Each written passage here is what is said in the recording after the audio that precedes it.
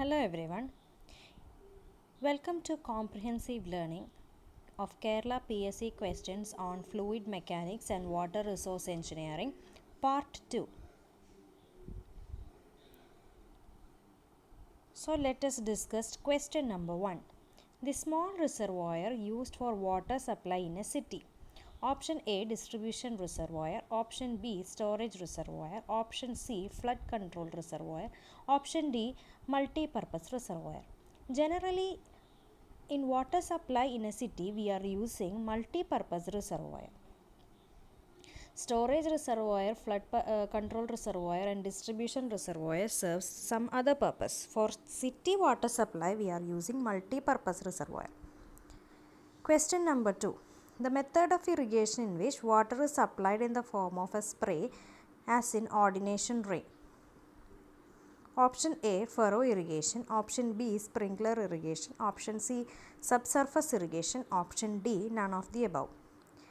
The answer is sprinkler irrigation, in which water is given to the plants in the form of spray. This is generally done in areas where water table level is high. Question number 3. The difference of water level in the head race and in the tail race in a hydroelectric project is known as option A, net head, option B, operating head, option C, gross head, option D, none of this. The total head is generally known as gross head. That is, the difference in water level between head race and tail race in a hydroelectric project is known as gross head. So the answer is option C, gross head. Question number 4. It is a canal that generally carries water directly from the river. Option A, main canal. Option B, branch canal. Option C, major distributary. Option D, minor distributary. The correct answer is main canal. The canal that is directly connected to the river so that water is diverted to that main canal. To that canal is known as main canal. And from the main canal, branch canals, major distributary and minor distributaries are taken, through which water reaches the required field. So here the answer is main canal. Question number 5. Which dams are made up of locally available soil and gravels? Option A, earthen dam. Option B, rockfill dam. Option C, gravity dam. Option D, rigid dam. The dams which are made up of compacted soils and gravels are known as earthen dam. Rockfill dams are generally made up of rocks. Option C, that is gravity dams, that can be an earthen dam also, but the most appropriate answer here is earthen dam. An earthen dam is never a rigid dam, or a dam made up of soil and gravels are never rigid. So the most appropriate answer from these options is option A, earthen dam.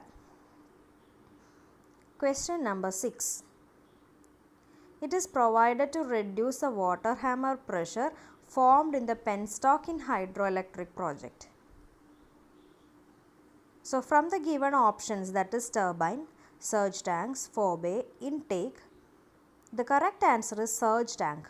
Surge tank is used to reduce the water hammer pressure formed in the penstock of hydroelectric projects. Question number 7. It is a structure in which the canal flows over the drainage. Aqueduct, superpassage, canal siphon, level crossing.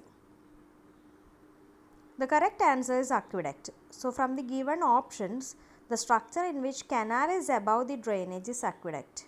In option B and C, canal is below the drainage, and option D, canal and drainage cross each other, are at the same level. So here the correct answer is option A, aqueduct. Question number 8. A fluid having no viscosity is known as option A, real fluid, option B, ideal fluid, option C, Newtonian fluid, option D, non-Newtonian fluid. Every fluid is having some sort of viscosity. So a fluid with no viscosity is an ideal case. That is not actually practically possible. So it is an ideal case and such fluids are known as ideal fluids. So the answer is option B, ideal fluid.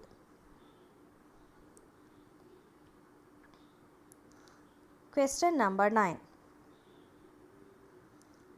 Which is the pressure measuring device in a pipeline?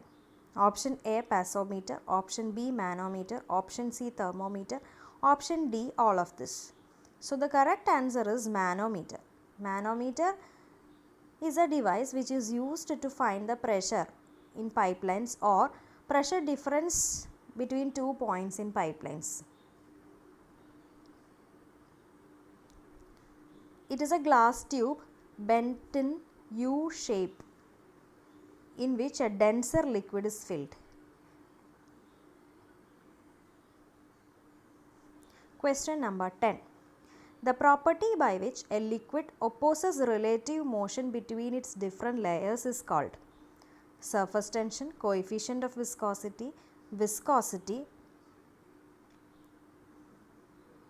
and osmosis. So the property of the fluid which opposes relative motion is viscosity. Since it is asked the property name, we can go for option C and not option B, that is coefficient of viscosity. That is just because in the question it is mentioned the name of the property by which liquid opposes relative motion between different layers, that is viscosity. Question number 11. Friction factor for laminar flow is given by option A, Re by 64, option B, 64 by Re, option C, Re by 16, option D, 16 by Re. From Darcy-Weisbach equation, we will get head loss equation as 4FL V square by 2GD, in which 4F is known as friction factor. And Darcy gives the value of friction factor as 64 by Re for laminar flow. So the correct answer is option B. Question number 12. Barometer is used to measure option A, pressure in pipes and channels, option B, atmospheric pressure, option C, very low pressure, option D, difference of pressure between 2 points. Barometer is an equipment that is used to measure atmospheric pressure. So the answer is option B. Question number 13. Flow meters based on obstruction principle like orifice plate can be used with Reynolds number up to approximately dash. Option A, 500, option B, 1000, option C, 2000, option D, 4000. The correct answer is option C, 2000. That is, flow based on obstruction principle is mainly for laminar flow. Laminar flow is flow in which Reynolds number is less than 2000. If it is above 2000 or between 2000 and 4000, it is in transition state, and if it is greater than 4000, it is turbulent state. So here the answer is option C, 2000. Next question, that is question number 14. The field capacity of a soil is 25%.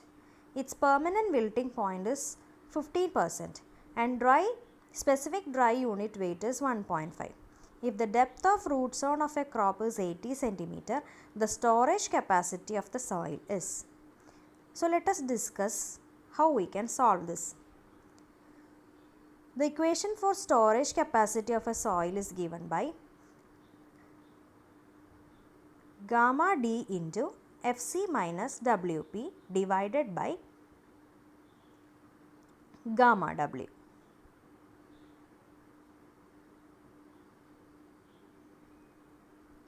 So here in this question, field capacity is given as 25%, permanent wilting point is given as 15%, dry unit weight is given as gamma D is given as 1.5 and depth of root zone is given as 80 cm.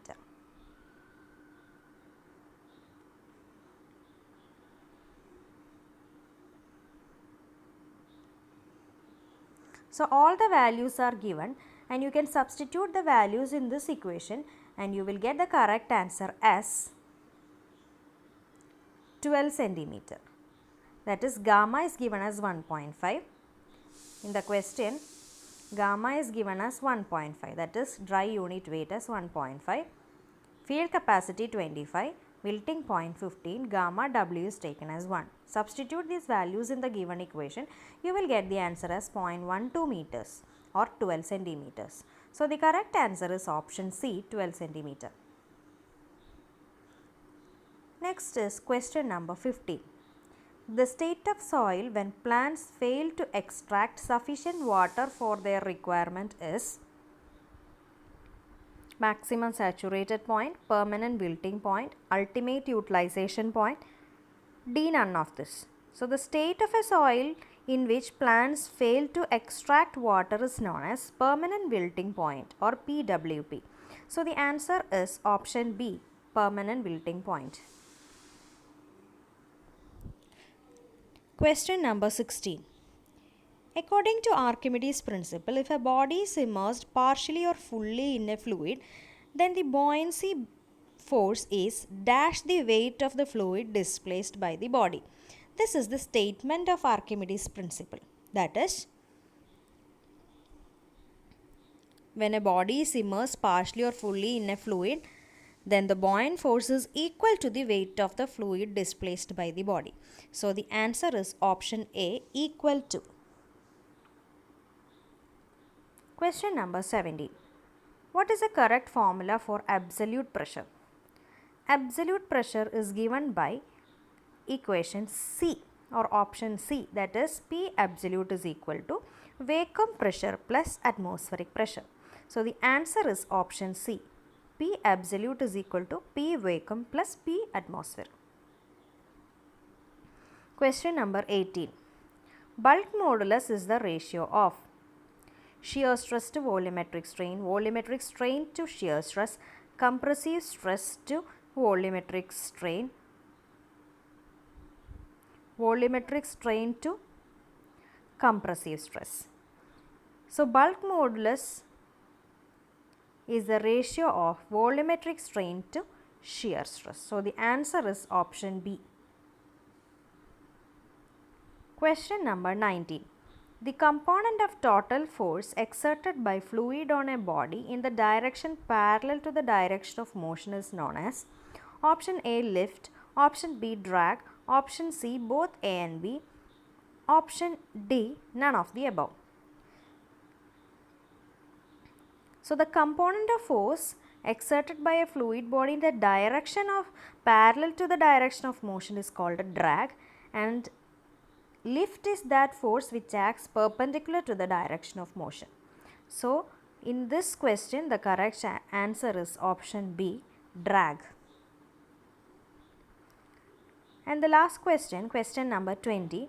Boundary layer thickness is the distance from the boundary to the point where velocity of the fluid is equal to 10% of the free stream velocity, equal to 50% of the free stream velocity, equal to 90% of the free stream velocity, equal to 99% of the free stream velocity. So this question is from the definition of the boundary layer thickness.